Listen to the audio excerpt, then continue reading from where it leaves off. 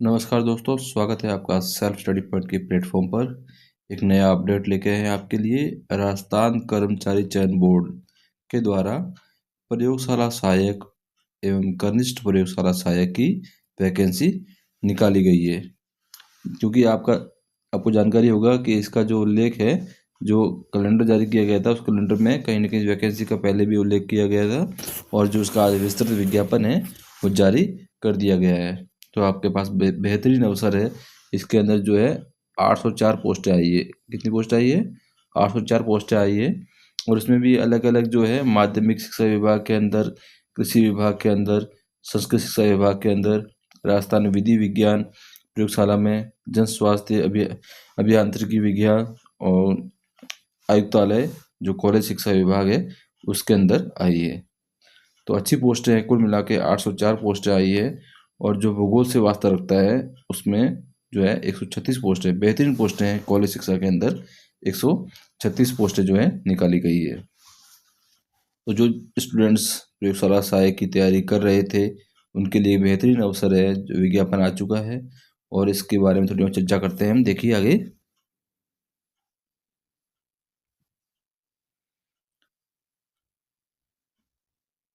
जो दे रखा है कौन कौन से विभाग के अंदर है, वापस देते हैं। प्रयोगशाला सहायक जो है माध्यमिक शिक्षा विभाग, कृषि विभाग, प्रयोगशाला सहायक संस्कृत शिक्षा विभाग के अंदर, राज्य विधि विज्ञान, और आपका प्रयोगशाला सहायक जो है विधि विज्ञान प्रयोगशाला, साथ में ही लास्ट में लिखते हैं जो आपका जन स्वास्थ्य अभियांत्रिकी विभाग है। तो अलग अलग विभागों के अंदर ये वैकेंसी है, ये आपको थोड़ा ध्यान रखना है। फॉर्म जो आपको बताइए जो है, पहले एसोसिएट आईडू से आपका OTR होनी चाहिए। OTR होने के बाद में आप इस फॉर्म को अप्लाई कर सकते हैं। ठीक है, ये चीज़ें आपको थोड़ा ध्यान रखनी है।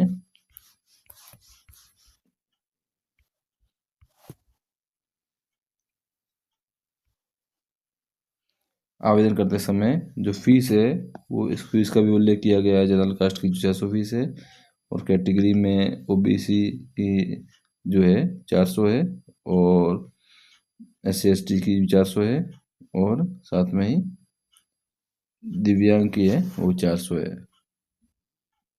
ये फीस का जो उल्लेख किया गया आप देखिएगा एक बार इसमें। ये आप इसमें आपको जो है जिलेवार जो है सीटों का उल्लेख किया गया है, देख लीजिए। ये भी आपके लिए अच्छा है। सीटों का वर्गीकरण पूरा विस्तार रूप से बता दिया गया है, किस जिले के अंदर को कहाँ पे क्या सीटें हैं, इसका भी उल्लेख इन्होंने अच्छे से किया है। ये जो है कि देख, जैसे कोई एक स्टेट, कोई एक डिस्ट्रिक्ट देख लेते हैं, अलवर देख लेते हैं। तो अलवर में देखेंगे जो है कुल सामान्य जो पद है, कुल पद 8 हैं, जिसके अंदर सामान्य के जो है एक पद हैं। फिर उसके अंदर और कैटेगरी वाइज बांट रखा है, भूतपूर्व सैनिक के दे रखे हैं एक पोस्ट को। और फिर इसी प्रकार से आगे देखेंगे आप, SC के अंदर भी ये पोस्ट दे रखी है एक। इसी तरह के बाद में कुल मिला के पोस्टों का अलग अलग वर्गीकरण किया हुआ है। तो आप देख सकते हैं हर जिले में इस सीटों का स्पष्ट जो है वर्गीकरण दिया हुआ है। तो ये आप देख सकते हैं। साथ में ही देखेंगे इसके आगे हम कि इसमें कुछ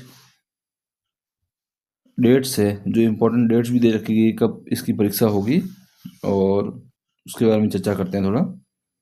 इसका एग्ज़ाम जो आपके मई में होने की इसकी संभावना है। 5 और 10 मई को इसका एग्ज़ाम हुआ। देखते हैं इसमें वो भी आपका इसमें उल्लेख किया हुआ है।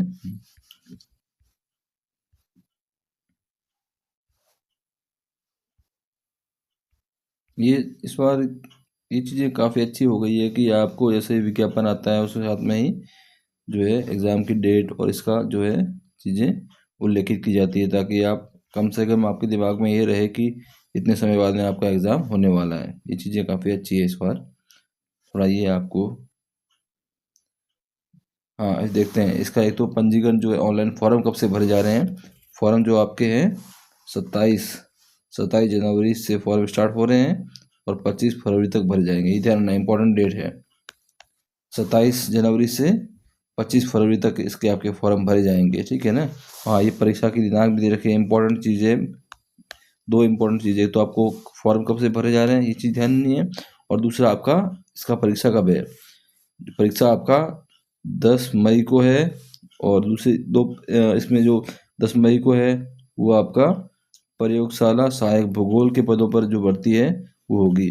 और दूसरी जो शेष रिमेनिंग पोस्ट हैं उसका जो एग्ज़ाम होगा वो 10 मई को होगा। तो 2 दिनांक हैं जहाँ पर आपको मई में इनके एग्ज़ाम देखने को मिलेंगे। बेहतरीन चीज़ें हैं, आपको कम से कम ये चीज़ें जानकारी में रहेगी कि आपका एग्ज़ाम कितने समय बाद में होने वाला है। तो ये आप ध्यान रखिए, यहाँ पर आपको ये फॉर्म जो है भरना इस साइड दे रखी है, ठीक है ना। इस साइड से आप इस फॉर्म को फिल कर सकते हैं। इसका जो विज्ञापन है, विस्तृत विज्ञापन है, अपन इसको अपने टेलीग्राम चैनल है उस पर अपलोड कर देंगे, तो वहाँ से भी आप इस विज्ञापन को डाउनलोड कर सकते हैं। साथ में इसमें थोड़ा देख लेते हैं इसका सिलेबस क्या रहा है। सिलेबस भी इन्होंने कुछ डाला है साथ में, सिलेबस का भी थोड़ा देख लेते हैं। इसके अंदर आप देखते हैं जो पेपर 1 है उसके अंदर जो है राजस्थान का इतिहास, कला, संस्कृति, विज्ञान, ये चीज़ें इन्होंने मेंशन की है, ठीक है ना। कुल मिला के पेपर जो है 2 पेपर होंगे, ठीक है ना। पहला पेपर होगा वो आपका जीके का होगा, वो आपका 200 मार्क्स का होगा, ठीक है। 100 सवाल आएंगे, तो मतलब एक सवाल 2 नंबर का होगा, ये चीज़ आपको ध्यान रखनी है। और कुल टोटल पेपर होगा वो 400 मार्क्स का होगा, ठीक है ना। इसमें 200 आपका जीके का होगा और 200 आपका सब्जेक्ट का होगा। ये चीज़ें आपको अच्छे से विशेष रूप से ध्यान रखनी है। और 40% का क्राइटेरिया रखा गया है, ये भी इंपॉर्टेंट चीज़ है, आपको ध्यान रखना है। इसमें 40% जो क्राइटेरिया है वो रखा गया है कि कम से कम 40% लाना है। और उसमें से कुछ चीज़ें हैं जिन कैटेगरी को जो इलेक्शन दिया गया है 5% का, तो कुल मिला के 35% तो आपको मिनिमम लेके ही आना, चाहे आप किसी भी कैटेगरी के हैं तो आपको लेके आना ही पड़ेंगे। जनरल कैटेगरी में आपको जो है 40% लेके आना है, ठीक है ना। ये चीज़ें आपको है। फिर इसके साथ में देखा सिलेबस जो है आपका, सिलेबस हम थोड़ा देख रहे थे कि एक पेपर तो आपका पूरा क्या है, जीके का है, ठीक है। पूरा पेपर जो है जीके का रहेगा 200 मार्क्स का। उसमें राजस्थान की कला, संस्कृति, इतिहास आएगा, ठीक है। साथ में ही आप देखोगे उसमें करंट का भी पोर्शन दिया है, राजस्थान करंट, इंडिया करंट, ये करंट भी आपका इसमें पूछा जाएगा। और राजस्थान का इतिहास पूरा, कला, संस्कृति, ये जो जानकारी है ये आपके पहले पेपर में पूछी जाएगी। तो ये फर्स्ट पेपर का सिलेबस रहेगा। इसमें आपका राजस्थान का भूगोल भी प्रथम पेपर में ही आएगा आपका। और सेकंड जो पार्ट है वो आपका सब्जेक्ट का रहेगा, जिसके अंदर आपका मुख्यतः ये जो स्पष्ट रूप से लिखा गया है जीव विज्ञान सीनियर सेकेंडरी स्तर का। कुल मिला के आपको 11th-12th की बुक्स अच्छे से पढ़नी है। इसका जो सिलेबस है वो 11th-12th की बुक से ही आएगा पेपर। तो आपको विशेष रूप से ध्यान देना है 11 और 12 कक्षा की जो NCERT है, जिस सब्जेक्ट जैसे जीव विज्ञान के लिए आप जीव विज्ञान बायोलॉजी से संबंधित हैं तो आपको जीव विज्ञान की NCERT पढ़नी पड़ेगी, ठीक है ना। इसी प्रकार यदि आप आगे जैसे भूगोल का है, हम आपकी बात करते हैं भूगोल के सब्जेक्ट की, तो उसमें देखेंगे आप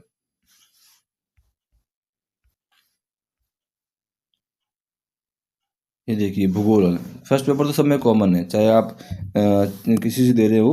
और सब्जेक्ट में जो आप देखेंगे, सब्जेक्ट के अंदर देखो आप जो बिल्कुल स्पष्ट रूप से सिलेबस मेंशन किया गया है 11th क्लास की जो NCERT है और 12th काल की NCERT है, संपूर्ण सिलेबस उसी में से लाइन टू लाइन कवर किया गया है। तो कुल मिला के आपको जो कक्षा 11 की 2 पुस्तकें और साथ में एक कार्टोग्राफी की, वैसे ही कक्षा 12 की 2 पुस्तकें प्लस एक कार्टोग्राफी, कुल मिला के 6 पुस्तकें जो है NCERT की वो आपको पढ़नी है 11th-12th की। आपका सिलेबस पूरा उससे ही कवर हो जाएगा सब्जेक्ट का, आपको कुछ भी एक्स्ट्रा नहीं पढ़ना पड़ेगा। तो और सिलेक्शन भी उसी से ही होगा क्योंकि जो प्रश्न आएंगे वो उसी में से ही आएंगे। तो अभी से ही आप उन बुक्स को उठा लीजिए और सिलेबस देखते रहिए। लाइन टू लाइन सिलेबस लिखा हुआ है, आप पढ़ेंगे ना। जैसे ये देखो आप, यहाँ का जो पोर्शन है, यहाँ तक का ये जो पोर्शन है, ये यहाँ तक का भौतिक भूगोल का जो किताब है 11वीं क्लास की, वो पोर्शन पूरा यहाँ तक उन्होंने कवर किया है। उसी प्रकार अगला जो पोर्शन दे रखा है इन्होंने भारत का भूगोल का जो पोर्शन है वो पूरा उन्होंने कवर किया है, ठीक है ना। उसके बाद हम देखते हैं अगला जो कार्टोग्राफी का पार्ट है वो कवर किया है इन्होंने। ये भी पूरी क्या है इन्होंने आपकी एनसीईआरटी से ही लिया है पूरा कंटेंट। फिर उसके बाद में आप देखोगे मानव भूगोल वाली जो ह्यूमन ज्योग्राफी की है 11th-12th क्लास की किताब, उसके बाद में ही साथ में ही आपका जो 12th क्लास में आपकी इंडियन ज्योग्राफी का पोर्शन है उससे लिया है, ठीक है। और इसके बाद लास्ट जो पोर्शन लिया गया है वो 12th क्लास की जो आपकी कार्टोग्राफी की बुक है उसमें से लिया गया है। तो कुल मिला के आपको ध्यान रखना है कि एनसीईआरटी की जो बुक्स है सिलेबस पूरा वहीं से कवर किया गया है, तो विशेष रूप से आपको उन बुक्स पे फोकस करना है, ठीक है ना, ताकि आपका जो चयन है वो अच्छे से हो सके, क्योंकि प्रश्न वहीं से आएंगे। तो सिलेबस जो उन्होंने दिया है तो वहीं से दिया है, तो आप विशेष रूप से उस पर फोकस कीजिएगा। और साथ में ही यदि आप सेल्फ स्टडी पॉइंट से जुड़ते हैं तो आपको हमने 6 से 12 तक का संपूर्ण कंटेंट जो ज्योग्राफी का है एनसीईआरटी क्लास 6 to 12 कंप्लीट जो एनसीईआरटी है उसका कंटेंट हमने बनाया है। और यदि आप 11th-12th का कंटेंट लेना चाहते हैं